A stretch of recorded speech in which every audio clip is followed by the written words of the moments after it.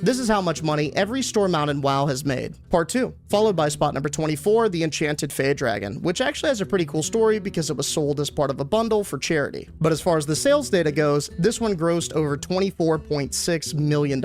Next up, at spot number 23, we have the Solvarian Dreamer, which grossed a total of $25.6 million.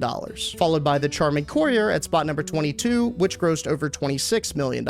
Next up, at spot number 21, we have the Seabraid Stallion, which was the Alliance version of the Collector's Edition mount for BFA. It kind of seemed like a cool horse, I guess, but a $26 million horse? Never would have guessed that. Next up at spot number 20, we have yet again another face of the store mount for a very long time, the Winged Guardian. But unlike its Warlords of Draenor counterparts, this thing absolutely crushed it, clocking in at almost $27 million. Followed by the Horde's counterpart to the BFA Collector's Edition, the Gilded Ravissor, which also clocked in at just above $27 million. Then at spot number 18, we have the Imperial Quillen, which came with the Collector's Edition of Mist of Pandaria, but then sold as a separate purchase sometime after, and this thing grossed over $27.5 million.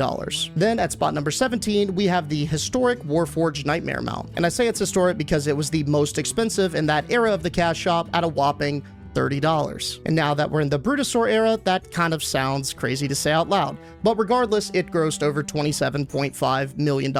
Then at spot number 16, we have one of my favorites, Squeakers the Trickster, which clocked in at just over $29 million.